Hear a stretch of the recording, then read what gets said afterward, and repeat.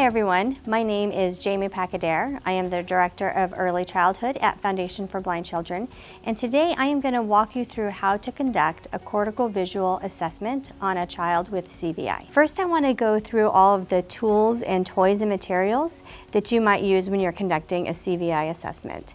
The first one is preference for color. So you want to use objects that are singular in color, and you're going to present them one at a time. A good idea to have is to always have a black background, a high contrast background. I have a couple of items here. I have the Wheatley board maker that you can use, and this is nice because it's a smaller space and you can open the board maker up, you can open it this way, whatever you want. And then on the table, I have the backside of black fabric. You can also use a black tablecloth, so find yourself a black background when you're presenting objects that are singular in color. As we know, children have a strong preference for color, and you're going to use those common ones, purple, yellow, green. So you want to look for those items. One of them that might work well for yellow is just a hand puppet, but if you want to put it on the back and present the item upright, and then you can look for the child's visual response. Another one you can do are to get colored circles, and you're going to show them one at a time.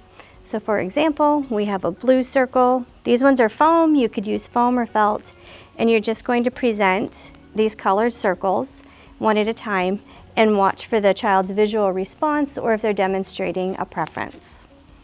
Another one that you can use that kids respond well to often are the beads.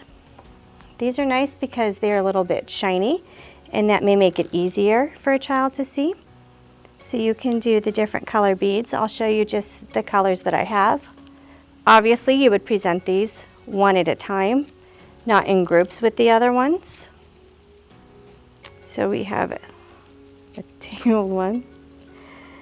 So we have the purple, the green, the red, and the blue beads. White, I've actually had a student with CVI that really preferred white, so we have this snowball that you can present. And then stars. These stars also do well because they have shiny, but if you don't want the shiny, then you can show the dull side or the shiny side. So we have the yellow one, there is a purple, blue, green, and then I have a 3D red star. So when you're looking at color, you want to look at objects that are singular in color, that you can present against a black background, and then you can assess the child's preference for color. The next characteristic we are going to look at is a need or preference for movement. Often children with CVI need movement in order for them to see or visually respond to the item. So you can move the item you're using, or you can find items that have movement properties. One idea is to take a ball, and across your space, you would roll the ball and watch their response. See if it catches their attention.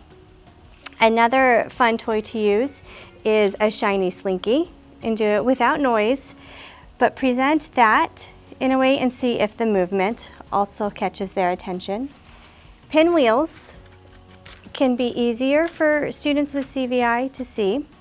And again, remember that black background. If we're presenting the pinwheel on the black background, this is going to improve their chances for the visual response. Another common fun toy to use is a pom-pom. This has movement properties. Toys with mylar have really good movement properties, so you want to look for something like that. If this pom-pom is too much, you may want to black some of it out with black fabric, but just emphasize the handle because that handle does have that shiny movement property. If you want to just focus on an object that is moving, you can take something like this pinwheel and spin it, and then that would show, that would have movement for the child to look at. This toy also is going to show or already have movement. It's a moving object. So you're going to have that movement opportunity. And then water batons also, they have glitter in them often, and it's moving, and this may be easier for a child to see. What you can also do is roll the baton back and forth. So you're looking at two things. You're looking for objects that have movement properties, reflective properties, or you're moving the object. And that's going to help you assess if the child needs movement or has a preference for movement when they're viewing items. The next characteristic we are going to look at is visual latency. So this can be a delayed visual response, how long it takes for our child or the child to see something. So when you're presenting an item, you definitely want to make sure it's an item the child can see. And again, you're going to really focus on this black background. And you're going to present the item. Right here I have my bumblebee. He's a little bit complex, but the kiddo I know is able to see bumblebees. And we're just going to put the bee here, and I'm just going to wait. And I'm going to provide plenty of wait time to see how long it takes for my student to respond. I am not moving the bee at this point. There is not an additional visual clutter, auditory clutter. We're just presenting the object to test for the latency. You can also do this neon tube, and again, just present it in such a way that your kiddo can see it. If you know that they need movement, again, we may have that movement in there, and you can assess, does the latency decrease with movement? Does it decrease with familiar objects? Does it increase with too many objects, clutter, those types of things? So when you're assessing latency, you want to think about what you're assessing and provide plenty of wait time. The next characteristic we are going to discuss is complexity. Children with CVI demonstrate complexity in 4 areas. We have object, array, sensory, and faces. We are going to talk about object and what that complexity looks like, array, 3D and 2D, sensory, so those different sensory inputs, and then faces. Human faces, or people faces, animal faces, faces can be very complex. And children with CVI may not be able to look at you, or they can look at you but not look at you while speaking. So you want to keep that in mind when you're doing the assessment, that your face is complex. This little bumblebee's face is complex. So you want to keep that complexity in mind. For sensory, the complexity involves those multiple sensory inputs. And the complexity might be the noise, it might be touch, it might be visual clutter. So think about those sensory inputs while you're doing your assessment. We're going to talk about complexity of sensory. So sensory could be all of those sensory inputs, the sensory information that the child is receiving, whether it is noise, it is touch, lighting, cold, hot. So outside sensory inputs. And then we can also think about the child. How is the child feeling? Are they not feeling well that day?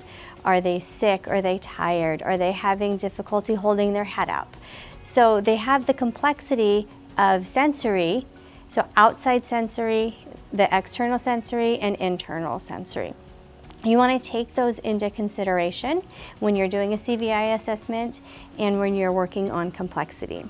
The other one is complexity of human faces. Faces can be very difficult for children with CVI to look at, to respond to. So you may be talking to the child and they can't look at your face while you are talking. That is too much, or they tend to look past you. One of the ways you can do that, obviously, is to talk to the little one and see what their visual response is. See if they look away, see if they close their eyes, see if they respond in a different sort of way that they're communicating to you. It's difficult to look at your face. You can give them opportunities to look at your face without talking. Another thing you can do is to present a mirror. This mirror does have busyness around it, so take that into consideration. You can also use the APH mirrors. You can block this out, which I have done before, and let them play with the mirror and see what they're doing. Are they trying to look at their own face? Are they catching the light? This mirror is not as complex. It has a little handle in the back, so you can use that to your advantage. And stick it on here. And you can look and see what they do looking in a mirror. So that'll help you also assess the complexity that they have with faces.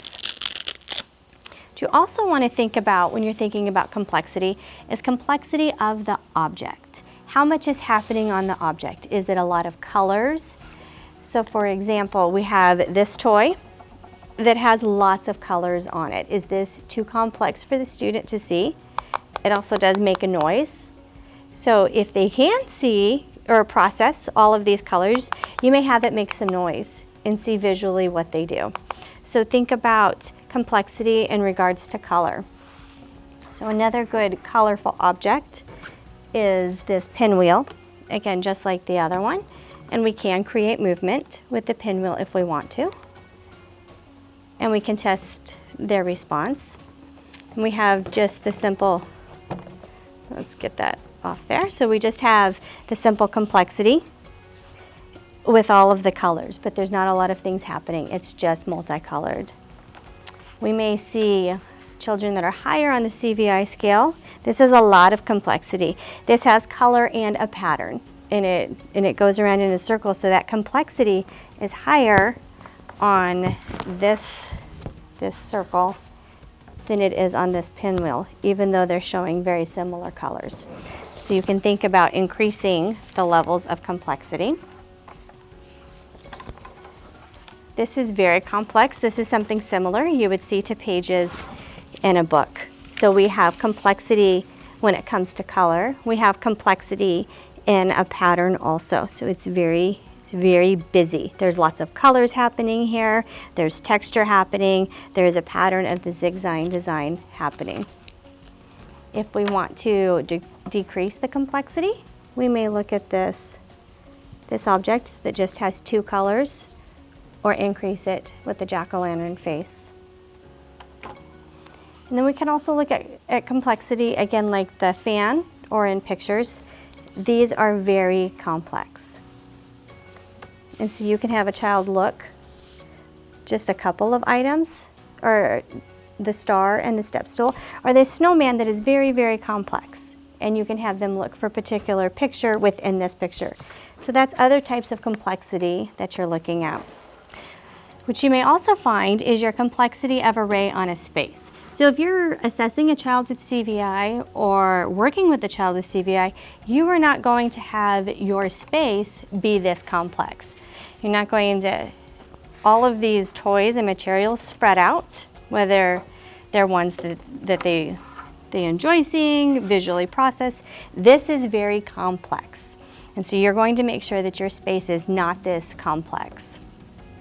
The other part of complexity that you may, let's move these out of the way, you may be looking at is objects on a busy background. So right here we have our patterned fabric. And for example, these pumpkins are very busy. This is complex. And then we added to that complexity with these textured pom-pom balls. This one is less complex. It is a solid background. And we've slightly increased the level of complexity by just adding the buttons. So you have different materials you can do to assess the complexity. You need to know what type of complexity that you are assessing, and then you're going to use your materials accordingly. The next characteristic we're going to look at is the need for light. Kiddos with CVI sometimes or often need light to be able to view an object. You can use this to your advantage and provide light up toys, and you can assess their vision with the light up toy, or you can make sure that they have enough lighting or the appropriate lighting to see objects. So if we're going to look at just a light up toy to see if this catches their visual attention, we can go back to our classic jack-o'-lantern light. And if you're showing it and you have the light off, you can then turn it on and see if their visual response changes. Do they seem to see it faster? Has the latency decreased? Do they look at it longer? Do they need that light in order for it to catch their attention? So you're looking at need for light on the toy. This toy, definitely use with caution. If your child has seizures, you do not want to use it. Some kids, flashing lights, it does not bother them. And so this is good because we're producing that need for light.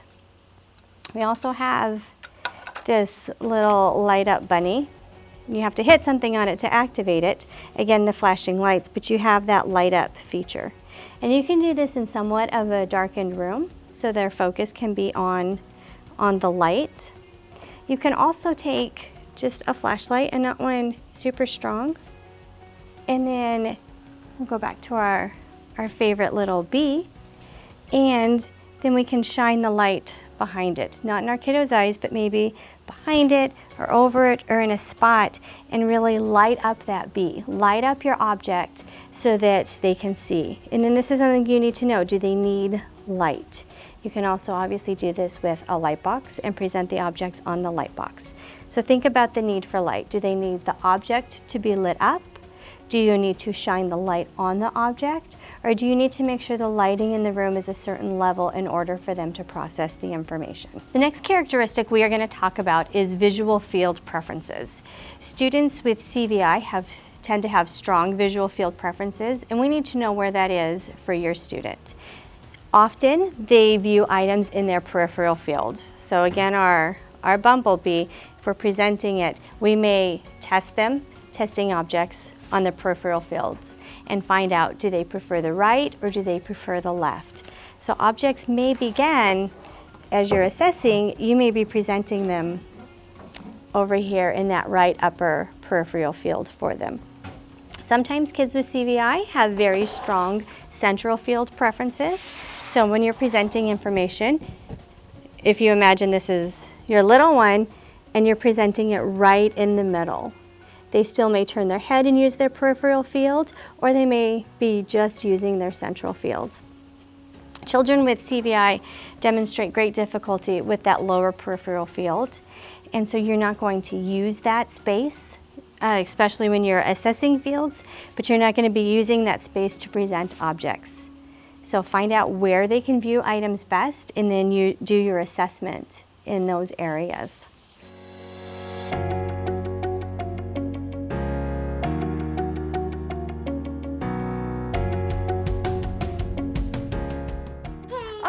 Okay, let's look. In this part of the assessment, we are assessing for color preference.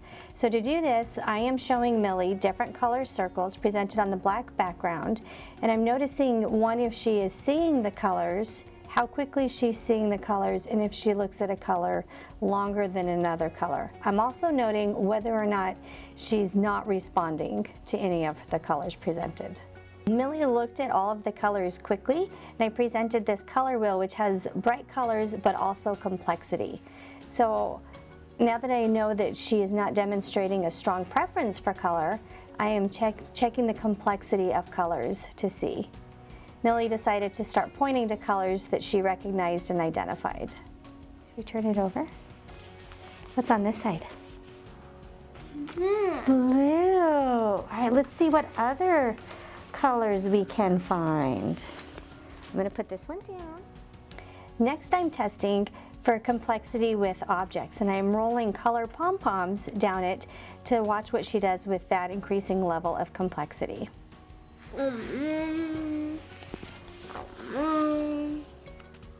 In this section, I am testing for complexity and for movement. Right now, Millie decided to play with the pom-poms, so I went ahead and gave her opportunity to play with them and decided to test for her visual motor. There's lots of colors. I'm going to move this. You can look at this color. You ready?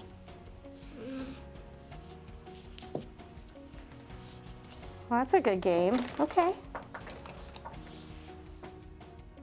In this portion, I am assessing Millie's vision for a visually guided reach.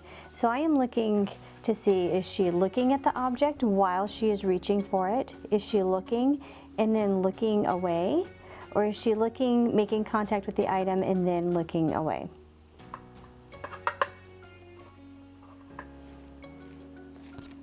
The blue. Yellow. Yellow. Yellow. Orange. Oui.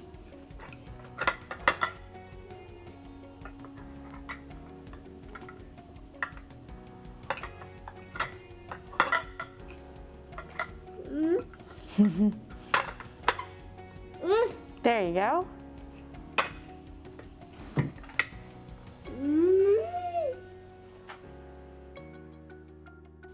So as you can see, Millie is inconsistently demonstrating a visually guided reach.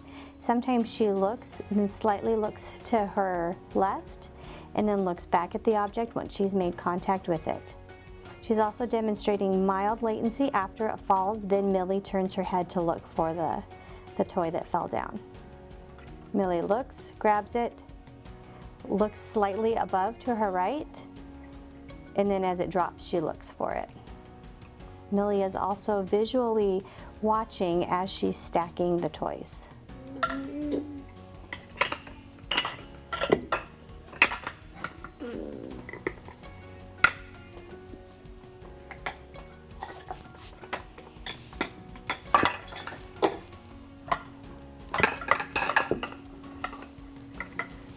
Do you want help?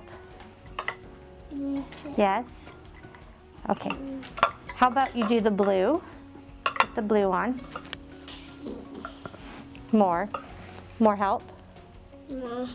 Okay. Then put the blue on the purple.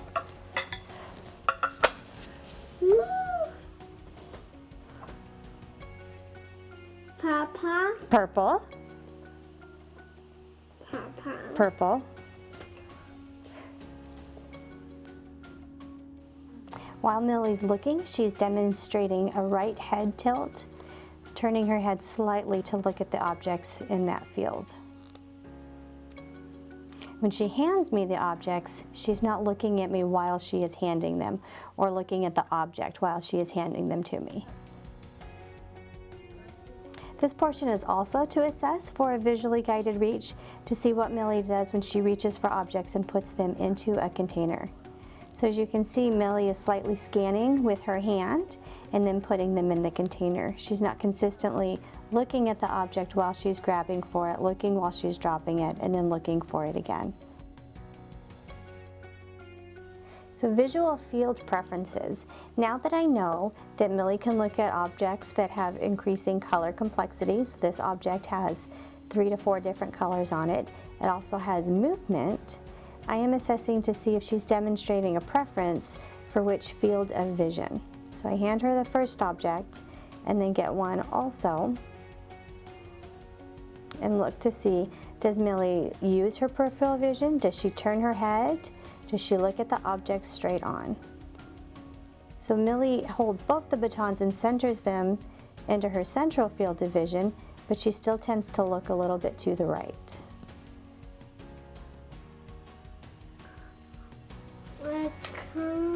2 ones. All right, let's see what else we have that's cool. This toy also has movement characteristics to it.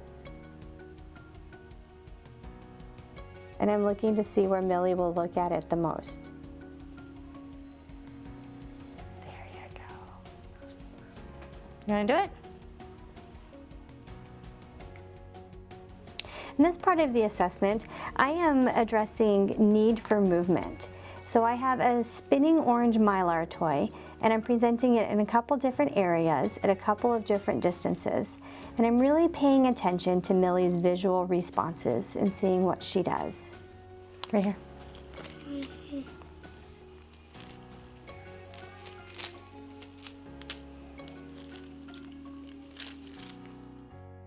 Another part of the assessment is to test for atypical visual reflexes, which would be a blink to touch and a blink to threat, and whether or not these reflexes are intact or if they're latent. So to do this, I would bring my hand closer to Millie's face or to touch her nose. Millie communicated that she was not interested in this part of the assessment and chose to hold my hand. Yellow star. Purple star. Blue star, yep.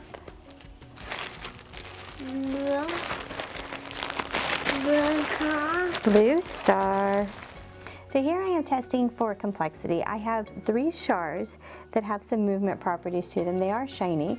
They are large stars that are all presented against the black backboard.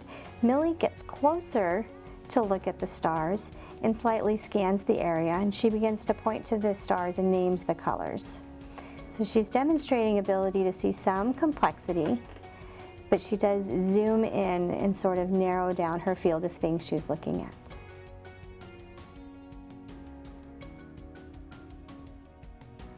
Again, Millie still seems to be using somewhat of her right peripheral field, and she turns her head and looks out of that part while she's looking closer at objects. So to assess for complexity, I put several pom-poms down in Millie's workspace and just watched to see what she would do with them. She began scanning the area with her hands, and she also looked again more towards the right. She noticed the rolling pom-poms faster than she did the ones that were still. Millie started looking around and trying to look while touching the pom-poms. Then, as she was cleaning up, she maintained her visual attention on the bucket and tend to scoop things up without looking at them.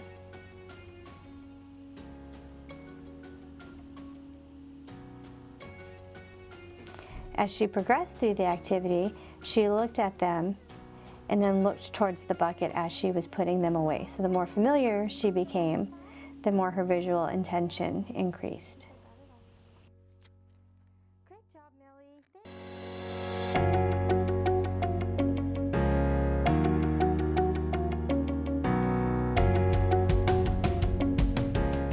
So to assess for color, I presented one color block at a time to see what his attention would be on the block. So I used a black background, and I have a red brick block right there in the middle of the background. He's rubbing his hands back and forth, but he doesn't seem to be visually noticing the block.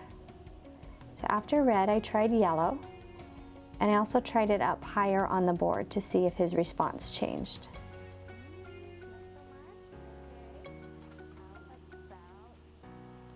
Next color I tried was orange, and it was a larger object also.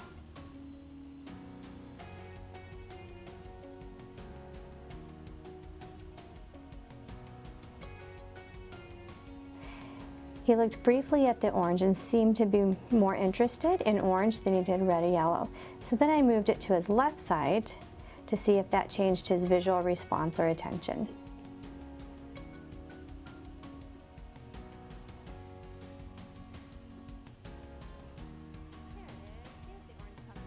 Once I lowered it into about the middle of the board and then added movement, he started to respond to the orange pumpkin more. Here he maintains his visual attention on it for a few seconds before he looks away. Next, I tried a blue block. Still higher up to see if he would notice blue there. And he briefly looks towards the blue and then looks away. So then I put it lower and I add more to it. I don't have any more blue blocks.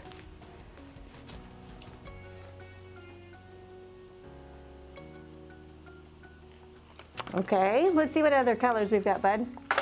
What about the, oh, did you hear all that noise? Next I try a larger yellow object and put it again in that same area. So on the left side, more about the middle, the top to the middle of the board, and add movement to see if that captures his visual attention.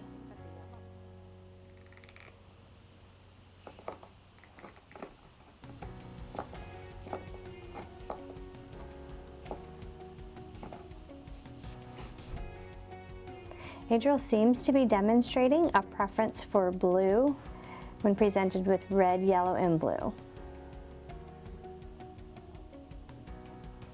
So here I try a yellow star that has some movement properties, again in that spot, to see if that gathers any interest. All right, what about the blue one?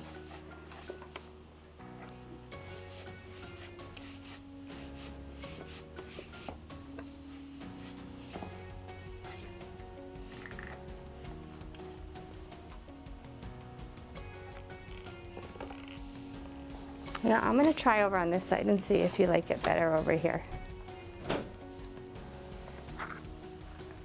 You don't want it in that space? When it presents on his right side, Adriel pushes it away.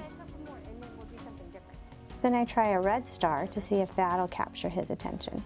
So what I'm doing is trying different color objects in different places to see if he's demonstrating any preference and if he needs movement to see it. Let's move on. You don't have to look at those right now.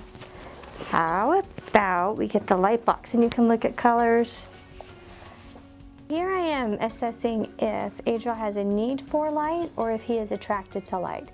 So to do this, I'm going to use the light box and then turn down the brightness and just adjust it a little bit to see what response I'll get.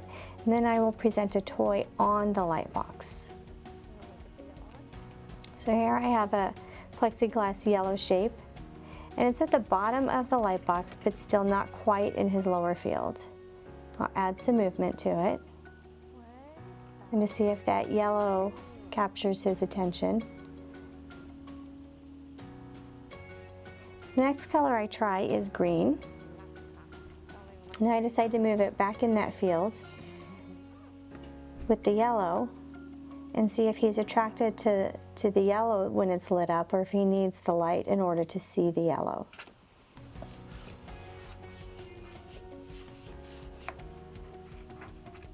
After some wait time, Adriel looks up and responds to the yellow when it is lit up with the light box. He looks at it for several seconds before he looks away. So although Adriel is demonstrating a strong color preference for blue, he needs the light in order to look at and respond to yellow.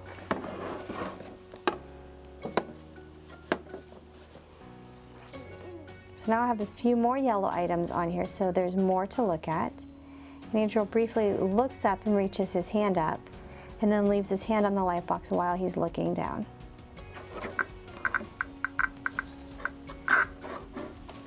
Where's the yellow ones, Adriel? You're gonna get the yellow. When the objects start moving, then Adriel also demonstrates increased visual attention to them.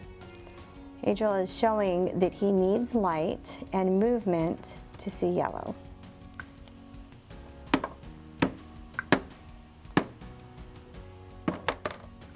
Here, after some wait time and latency, then he's looking at the yellow and smiling.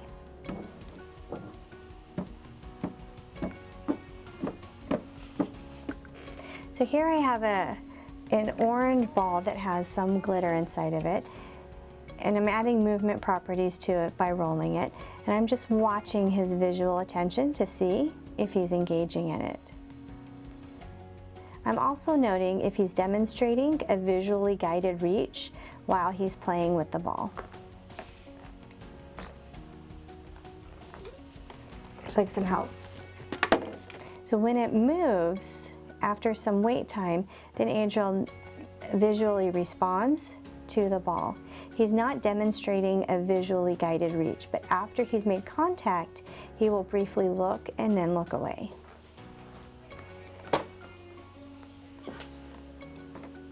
Roll it back. Okay, I'm gonna roll it to you. Here we go, 1, 2, 3.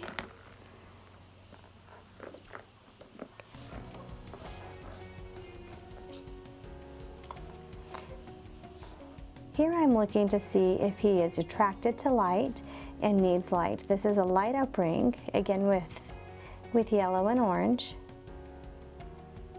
And I'm watching to see if he'll respond in a different field with the light up toy. See it over here?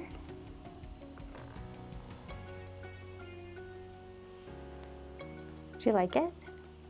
Yes? Would you like to hold the yellow ring? You heard that ball fall, didn't you? After wait time, when the object is presented in his preferred field, then he will look at it.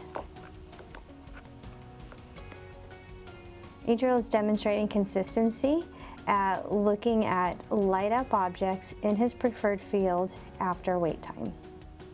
Difficulty with distance viewing.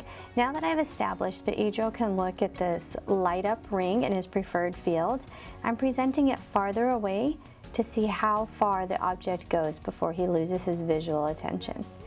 So with this light up object against a black background, Adriel's vision is extending to approximately 4 to 6 feet.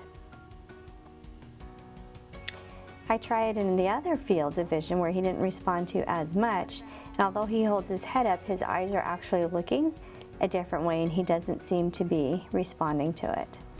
I bring it closer to try to gain his visual attention in that field. Not so much, but over here.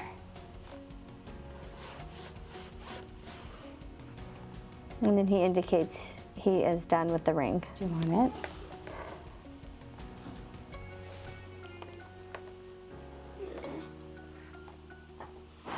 Can you get rid of that ring for me again? So to test for visual reflexes, the blink to touch and threat, I lightly tap his nose to test to see his blink response.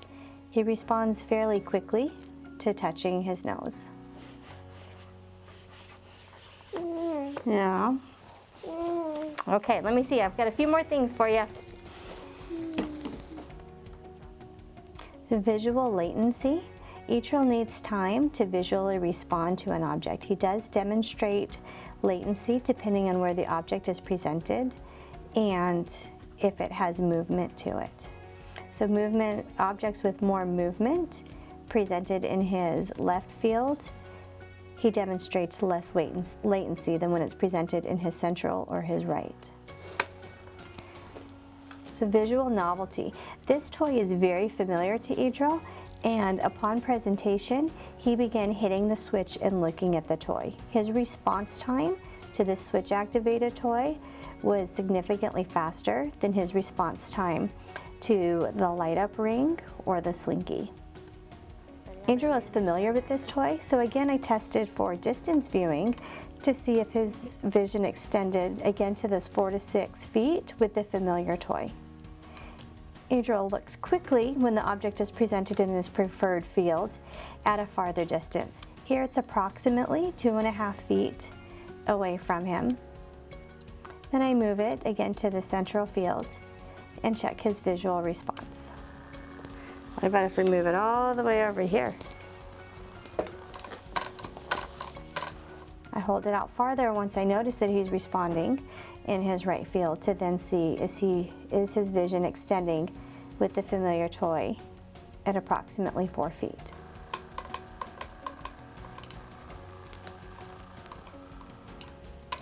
He continues to hit his switch, but his vision is not consistently reaching that farther distance in his central field. Idril's preferred distance vision appears to be about 2 feet. To test for complexity, I turn the familiar toy around to see if he continues to look at it on the side where there's the face to the snowman. Here he starts to close his eyes more frequently, and while he's still activating it, he's not looking at it as long. So Idril will briefly look at the snowman on this side, but he's not maintaining his vision on the snowman for as long. So to assess for need for movement, I take the shiny orange wand and I present it in his preferred field of vision, and I watch to see if he notices it while it's moving. When it's actively spinning, that's when Idril maintains his visual attention the longest, either in the left or in the central. When it stops, he looks away. Yes, you like that?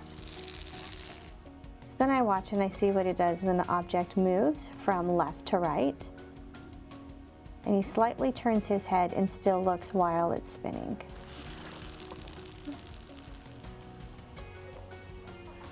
I hold it slightly farther away and I lose his visual attention on the object. Okay, let's see what other toys I brought for us to play with today. Now I try a blue pinwheel.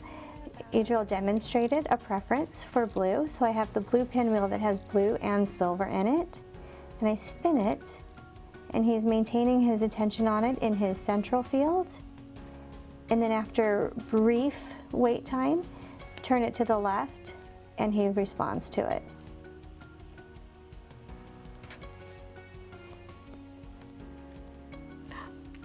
So here I am checking for his blink reflex to touch, and he's inconsistently demonstrating a blink reflex to touch, and he's not demonstrating one to a threat.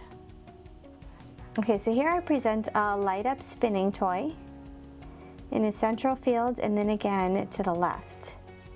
When it's presented in his left, he turns and he maintains his visual attention on the spinning toy for several seconds before he looks away.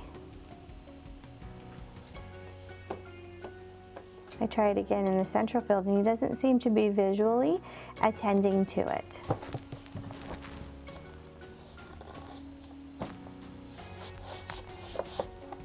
Do you want it? You can take it if you'd like it. Yes.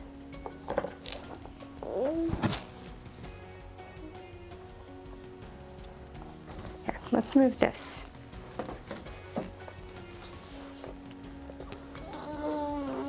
There you go. You got it.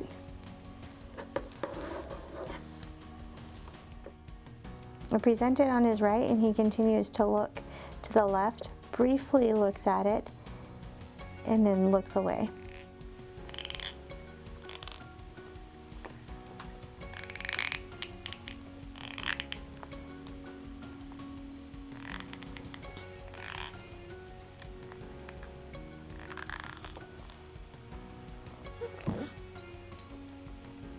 Do you want it? No. Okay, you don't want that one.